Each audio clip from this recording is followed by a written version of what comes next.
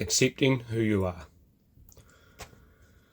We tend to only accept the internal parts of ourselves that make us feel good and comfortable, which is the illusion of peace hidden behind fear.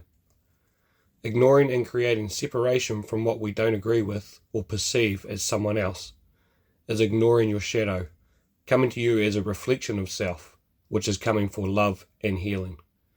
It's your free will to integrate or separate. Integrating leads to finding your true self, and separating pushes you deeper into a false, illusionary projection of who you really are. Every aspect of life in the external is an aspect of self from the internal.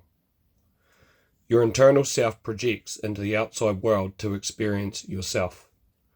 If you choose to integrate these external projections of yourself through acceptance and love, they no longer need to be reflected back at you in the external world, and you will find they fade away, as they are now embodied within and returned back to their source.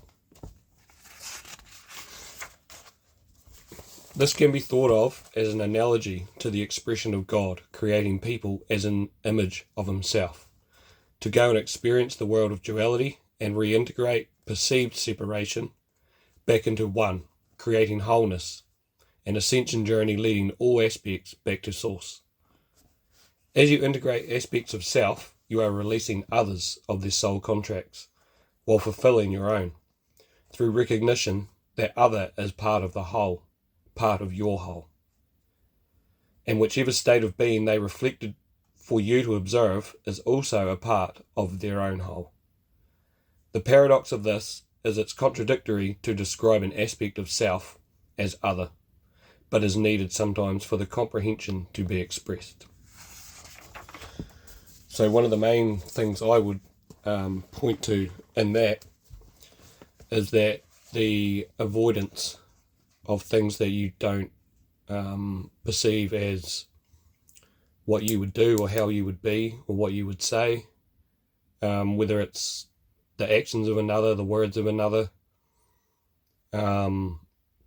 whatever it is you see out in the outside world that you have judgment on, whether it's a child misbehaving and their parents not telling them off, a dog out of control, someone driving too fast, or someone with road rage, whatever the circumstances that you don't agree with, the more you disagree with it and see it as somebody else that doesn't have control of themselves, the more you're actually perpetuating the fact that you don't have control of yourself. If you learn to see those reflections and those other aspects of life as an aspect or a fractal of yourself, like a little piece of the puzzle from inside of you, then you can learn to integrate that and embody the fact that whatever's going on out here around you is all part of you. It's not separate. It appears separate through this illusionary experience. That's because we live in a dimension with time and space, and that's needed for experience. But as you start to see the things around you as part of you, you start to feel them more as part of you. And once you start to feel them more, you start to really gain the acceptance and you start to see yourself in them. And with that comes love for everything you see, or not everything, but just things piece by piece as you need to. And as you see them like that, as you see another as yourself, you're starting to integrate them into who you are. And then you will start to find that the intensity of these perceived others and the way they behave and the way you interact with them will become less intense, especially the aspects that you don't agree with, because you're starting to believe and embody that that's just a reflection of yourself, to learn to love, to learn to accept that you're a part of that. You're a part of everything that's going on out there. And it's only the judgment of that will keep you separate from that and push you away. And the further you get pushed away, the more it will get attracted to you and the more it will get intensified for you to learn that it's not separate from you. So it's like, I wouldn't claim to be a religious man, but it's, from my understanding, if we're created in the image of God, it's a metaphor for the fact that we're all fragments and we're all aspects of God with the whole inside of us. So then everything we experience external is the same in our experience because we're created in the same image. So if we're an aspect of Him, then everything around us is an aspect of us.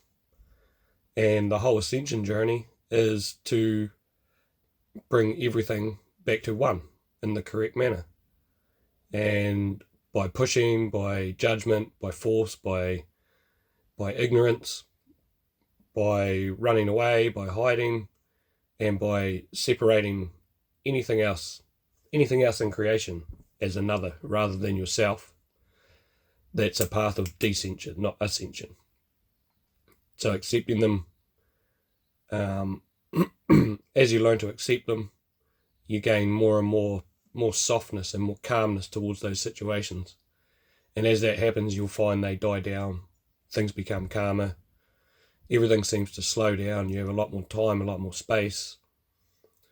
It takes a lot longer for anything to upset you or annoy you because you effectively are just annoying yourself from the external world, which is just a mirror. It's just a reflection of what's inside of you, whether you can see what's inside or not.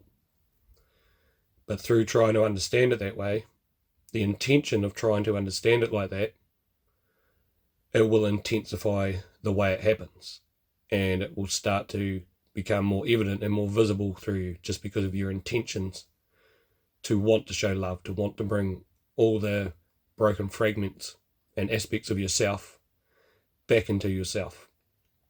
Now, it doesn't necessarily mean that the things you disagree with and don't like, that you have to become those things, but it's about understanding that those are still inside of you, but it's up to you what it is that you act on and give to the outside world. So separation will push things away, but only momentarily. They will still come back to you until you learn that they are you.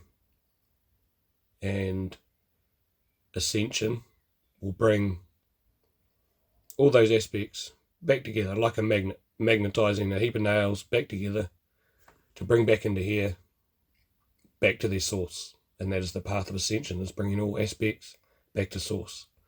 And your external world, everything that's out there, everything you interact with, everything you see, you are the source of it. So you want to bring all those aspects back to source.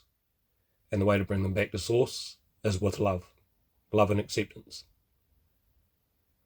So hopefully this helps somebody.